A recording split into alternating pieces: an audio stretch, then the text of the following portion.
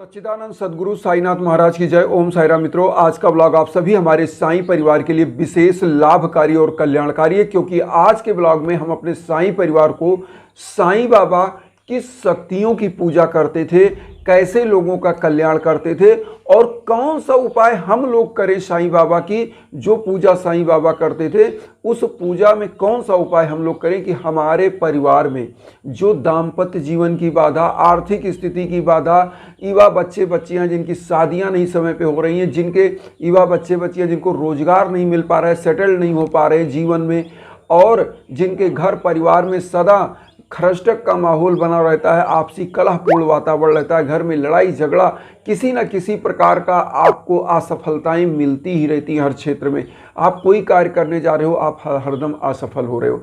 ऐसे समयों में आपको क्या करना चाहिए? सबसे पहले तो मैं बताना चाहूँगा आज इस ब्लॉग में कि साईं बाबा किन शक्तियों की आराधना करते थे। सबसे पहले तो आप लोग सब जानते होंगे कि साईं बाबा एक महान योगी थे, महान योगी।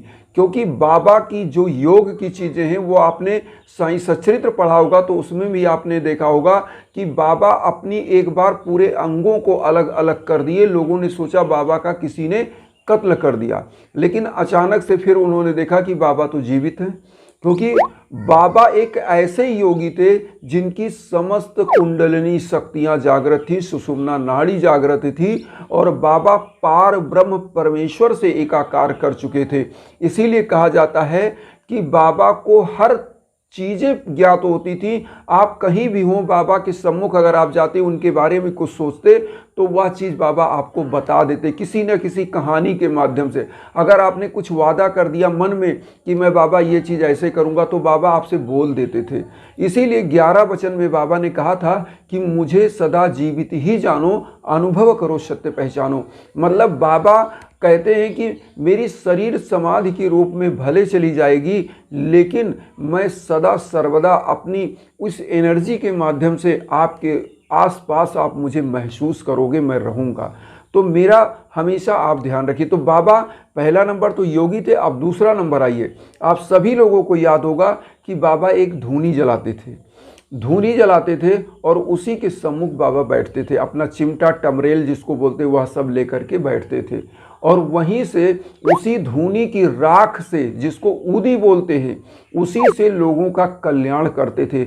आज भी वह धूनी प्रज्वलित है। जब आप जाएंगे द्वारका माई में तो वहाँ ये धूनी आज भी प्रज्वलित है और उस द्वारका माई के अंदर आज भी उसी ऊदी से लोगों का पूरे विश्व का कल्याण हो रहा है। तो आज यह चीज़ हम इसलिए बता रहे हैं कि आप लोग समझें कि बाबा किन शक्तियों का पूजा करते थे। तो यहाँ धूनी क्या था? अग्नि। और यहाँ धूनी का मतलब होता है हवन से रिलेटेड। आप समझिए कि जिस प्रकार से हवन होता है वो भी एक प्रकार की धूनी होती है। और जो महान संत होते हैं उनके मंदिरों में उनके द्वारा प्रज्वलित किया गया धूनी आज भी जलता है। अब इसी प्रकार से साईं बाबा ने जब वह धूनी प्रज्वलित करती, आज भी अखंड रूप से वह जल रहा है। इसी प्रकार से आपने नंदा दीप देखा होगा। आप शिरडी अगर जाते हैं तो नंदा दीप, वह अखंड ज्योति हमेशा प्रज्वलित रहती है। तो आपको मैं बताऊं कि सबसे पहले देखिए बाबा क्या करते थे? धूनी प्रज्वलित करते थे जो हवन के रूप में थी। इसी प्रकार से बाबा एक दीप प्रज्वलित करते थे और वह दीप हमेशा, चाहे वह कहीं से भिक्षाटन करके तेल लाते थे और उसी तेल से वह घी का दीप प्रज्वलित करते थे, जिसकी कहानी आपने साईं सच्चरित्र में पढ़ी होगी कि बाबा को एक बार वहाँ के व्यापारियों ने तेल नहीं दिया। सोचा कि डेली ये मांगते हैं, आज देखते हैं ये तेल से कैसे दीपक जलाते हैं। जब सभी लोगों ने मना कर दिया, बाबा ने क्या किया? उसी गैलन में जो जिसमें तेल लाते थे उसमें पानी डाला और वो गैलन का भी पानी उन्होंने पी लिया और उसके बाद फिर उसमें पानी डाला, लेकिन पानी से उन्होंने दीप प्रज्वलित कर दिया। तो बाबा की यह जो चमत्कारिक असाधारण शक्तियाँ थी, वह आप समझिए कि किस प्रकार की शक्तियों का बाबा पूजा करते थे, आराधना करते थे। और दीप क्या होता है? समस्त निगेटिविटी को समाप्त करता है। एक बार लोगों ने उनसे बाबा से पूछा कि बाबा आप हमेशा गेहूं पीसते रहते हैं, इसका क्या मतलब है? तो बाबा ने बताया, जितने इस धरा पर मनुष्य हैं उनके पापों को मैं पीसता हूँ। तो बाबा का क्या मतलब कि जो 84 लाख योनियों के फेरे हैं बाबा उस जाते में चलाते थे और समस्त लोगों के रोग दोष कलेश विकार से लोगों को मुक्त करते थे। इसीलिए जो साईं का सच्चा आराधक आपको मिलेगा वह हमेशा निस्वार्थ भाव से आपके साथ जुड़ेगा और हमेशा आपके कल्याण की कामना करता है। तो यहाँ पर बाबा का आपने समझा योगी थे, धूनी जलाते थे और एक दीप प्रज्वलित करते थे। इसके बाद आप सब लोग जानते होंगे कि बाबा शिरडी में हमेशा लोगों के जो गरीब दीन दुखिया थे उन सभी के लिए जो भी मांग कर ला रहे थे वह खिचड़ी के रूप में बनाकर या ऐसे ही वह दान कर देते थे। आप सभी लोग यह चीज़ जानते होंगे।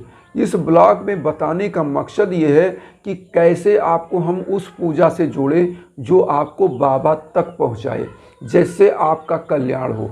अब यहाँ पर आते हैं कि हम लोग जो पूजा करते हैं तो क्या करें।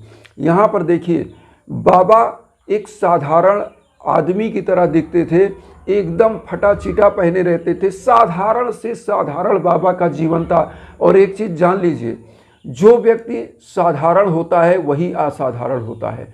जब आपके अंदर बार बार अपने आप को देखिए, जब आप अपनी इच्छाओं को संकुचित कर लेते हैं तो आपका समस्त मनोकामना अपने आप विस्तार रूप में पूरी होती है, क्योंकि अपने आप को संकुचित कर लेना ही ईश्वर तक पहुंचने का माध्यम है।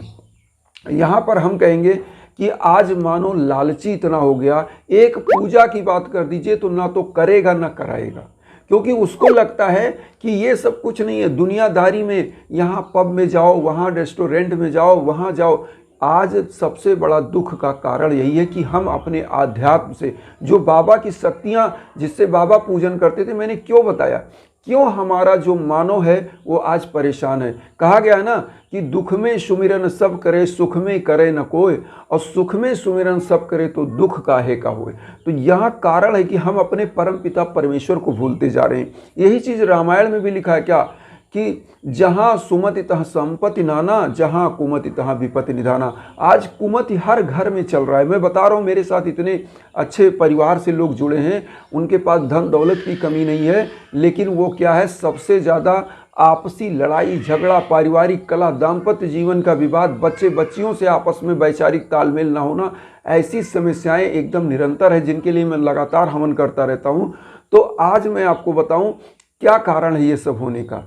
इसका कारण यही है कि हम लोग अपने उन जो पुरातन हमारी जड़ें हैं, जो पुरातन हमारे वृक्ष थे, उन चीज़ों को हम छोड़ते जा रहे हैं, इसीलिए हम बर्बाद हैं। तो एक चीज़ यहाँ हम बताएं कि जब आप पूजा करते हैं तो बाबा तो साधारण थे, पूजा में कोई असाधारण में बताता ही नहीं कि जो आप ना कर सकें। बहुत सारे लोग अब उसमें एक माला जाप नहीं कर सकते, 108 बार बाबा का नाम नहीं बोल सकते, तो आखिर कौन सी इजी उपाय आप करेंगे। मैं सबसे बड़ा चीज़ आपको बताऊं, बाबा की पूजा आपको कैसे करना है कि आपके घर में जितने भी चीज़ें हैं जो हमने बताया ब्लॉग में, दाम्पत्य जीवन का, युवा बच्चे बच्चियों का संकट अगर है, घर परिवार में लोगों का जॉब नहीं हो पा रहा है, पारिवारिक कलह चल रहा है, संतान नहीं हो रही है, शादियां सही समय पे नहीं हो पा रही हैं, रोजगार नहीं हो रहा है, रोजगार में घाटे लग रही हैं, ये सब दूर करने का सबसे ईजी माध्यम। देखिए, पहला तो आप सभी लोगों को क्या करना चाहिए कि जब भी आपके घर में ऐसा कोई भी वातावरण बनता है तो आपको समझ लेना चाहिए कोई ना कोई बाधा है। तो उन शक्तियों की उपासना होनी चाहिए जिससे ये बाधाएं समाप्त हों। तो मैं बार बार यह चीज़ कहता हूं, तो हवन के लिए तो मैं खुद आपको देता हूं इंस्टाग्राम का नंबर। कोई भी बाधा हो, भीषण बाधा, जब आपके जीवन में छोटे छोटे उपाय करके आप नहीं उसको पार पा रहे हो, नहीं उससे सफल हो पा रहे हो उस चीज़ में, तो आपको हवन के लिए संपर्क करना है। इंस्टाग्राम का इसीलिए हम लिंक देते हैं। अब यहाँ हो गया कि उन शक्तियों का कैसे आराधना करें। दूसरा नंबर, देखिए आपको करना क्या चाहिए, डेली आपको एक दीप जलानी चाहिए साईं के नाम की। वह दीप क्या है, एक लोटा पहले जल रखिए पूजा कक्ष में, और एक धूप बत्ती, एक घी का दीप, सरसों के तेल का दीप, जो भी आपको इजली, तिल के तेल का दीप जो आपको इजली अवेलेबल हो वो लेके जाएं, एक लोटा जल, और उसके बाद एक दीप जलाइए, धूप बत्ती को प्रज्वलित कर दीजिए, साईं बाबा की पूजन करिए। भोग के लिए आप कुछ बहुत बड़ा आडंबर नहीं करना है, कोई चीज़ लेना नहीं है, केवल मिश्री ले लीजिए, थोड़ा किशमिश ले लीजिए, बाबा की भोग लगाइए। भोग लगाने के बाद आप क्या करिए कि परिवार में थोड़ा सा जल जो बाबा की तरफ आपने आचमन किया, उस जल को थोड़ा थोड़ा एक एक चम्मच लोगों को वितरण करिए। इसमें तुलसी दल डाल लीजिए और सबको वितरण करिए। यह तुलसी दल का जल जो होता है चरणामृत बन जाएगा। लोगों के स्वास्थ्य, रोग, दोष, कलेश, विकार दूर होंगे और जो भी व्यक्ति बाबा का यह प्रसाद लेगा उससे ये मान्यता है कि उसकी किस्मत, फूटी किस्मत चमक जाएगी। तो ऐसे बच्चे बच्चियों का दाम्पत्य जीवन अच्छा चलता है। ऐसे माताओं बहनों के घर में किसी भी प्रकार की आर्थिक कमी नहीं होती है, कोई रोग नहीं होता है। तो यह चीज़ परमानेंट करना चाहिए। और जो दीप आप प्रज्वलित कर रहे हैं, अब यहाँ ध्यान दीजिए, पूरे घर में दिखाइए। साईं बाबा का यह दीप पूरे घर में दिखाइए और इस दीप को लास्टली आप पूजा कक्ष में रख सकते हैं। और अगर आप इसको मुख्य दरवाजे पर कहीं रखें, परमानेंट हर शाम को, हर संध्या को इस दीप को प्रज्वलित करके आप मुख्य दरवाजे पर पूरे घर में दिखा के बाबा को आरती करने के बाद इसको आप जो है मुख्य दरवाजे पर रखें। और लोटे का जल जो बच जाए आप क्या करेंगे, पूरे घर में छिड़क दीजिए। ऐसे क्या होता है, जब आप पूरे घर में दीप को दिखाते हो तो निगेटिव एनर्जी आपके घर से बाहर चली जाती है। क्योंकि हमने जैसे बताया, बाबा एक दीप, नंदा दीप आज भी प्रज्वलित है और बाबा जो है द्वारका माई में एक दीप प्रज्वलित करते थे, इसीलिए कि संसार का जो अंधकार है, अज्ञान है, वह मिट सके। तो आपके घर का अंधकार क्यों नहीं मिटेगा। बाबा ने शपथ पूर्वक कहा है, 11 वचन आप सबको याद होगा, तो उसी में कहा है बाबा ने, जो शिरडी में आएगा आपद दूर भगाएगा, चढ़े समाधि की सीढ़ी पर, पैर तले दुख की पीढ़ी पर, त्याग शरीर चला जाऊंगा, भक्त हेतु दौड़ा आऊंगा, मन में रखना दृढ़ विश्वास, करे समाधि पूरी आस, मुझे सदा जीवित ही जानू, अनुभव करो सत्य पहचानू, मेरी सरला खाली जाए हो तो कोई मुझे बताए, जैसा भाव रहा जिस जन का वैसा रूप हुआ मेरे मन का, भार तुम्हारा मुझ पर होगा, वचन न मेरा झूठा होगा, असहायता लो भरपूर, जो मांगा हुआ नहीं है दूर, मुझ में लीन वचन मन काया, उसका ऋण ना कभी चुकाया, धन्य धन्य वा भक्त अनन्य, मेरी शर्त लेनन। तो बाबा ने यह 11 वचन दिया है और इसमें शपथ पूर्वक कहा है कि जो भी मुझे सच्चे दिल से, श्रद्धा और सबरी के साथ मेरी आराधना पूजा करेगा, याद करेगा, उसका हर चीज़, दुख कष्ट हम दूर करेंगे।